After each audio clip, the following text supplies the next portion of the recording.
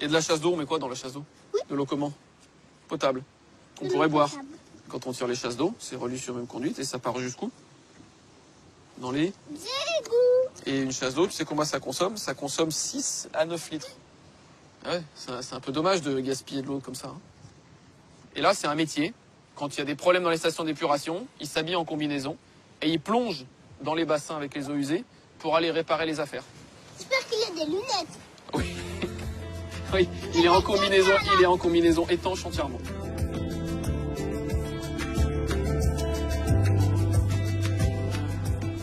Déjà, à leur âge, ils ont compris qu'il y avait une incohérence dans les usages. Un être humain, il a besoin de 3 litres d'eau potable par jour pour s'hydrater. En France, on consomme en moyenne 150 litres d'eau par jour et par personne. Ça veut dire qu'on a quand même 147 litres d'eau qui pourrait ne pas être de l'eau potable, mais juste de l'eau recyclée et qu'on pourrait utiliser. Je trouve ça complètement absurde qu'on gâche autant d'eau potable et d'eau qui a pris énormément de temps à être traitée. Un robinet, c'est quelque chose de magique. On ouvre, il y a de l'eau qui coule, on se pose pas la question. On a de l'eau, on a l'impression qu'on a une ressource infinie, on peut laisser l'eau couler, voilà. Elle tombe au fond de l'évier, elle part aux égouts. Elle a servi 5 secondes. Aujourd'hui, en France, d'immenses stations d'épuration dépolluent nos eaux usées et les rejettent propres dans les rivières et les fleuves. Ensuite, le prélèvement et l'acheminement jusqu'à nos robinets mobilisent 80% de l'énergie que nous consacrons à l'eau. Pour Romain, il faut briser ce cycle. Imaginer une solution pour que l'eau puisse être réutilisée directement sur place. J'ai eu le déclic de me dire, cette eau, plutôt que de la consommer une fois, pourquoi est-ce qu'on la réutilise pas sur place et qu'on lui donne pas une seconde vie, une troisième vie ou autre, et qu'on n'est pas le plus autonome possible? J'ai décidé de créer une entreprise qui était dédiée à ces causes. L'avantage de l'ultrafiltration, c'est que ton eau, elle est tout le temps claire.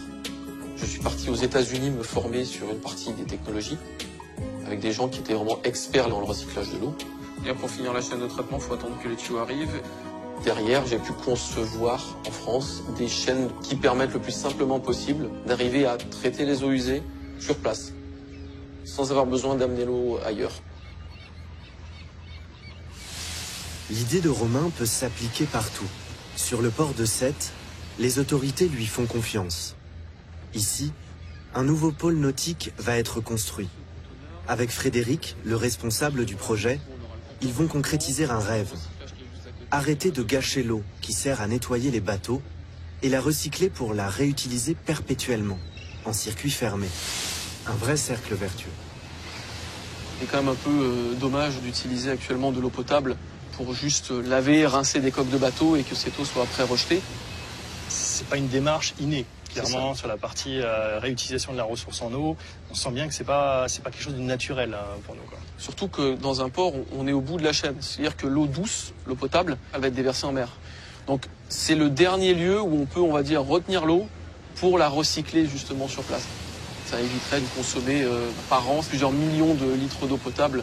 Ça permettra d'avoir un site qui, de par sa géographie, sera quasiment autonome, on va dire, en consommation d'eau. Il faut qu'on se pose ce genre de questions, dès maintenant. Quand on voit tous ces enjeux, on peut effectivement se demander pourquoi ce système technologique que tu préconises n'a pas été mis en avant depuis longtemps et partout, évidemment, ça c'est clair. Hein.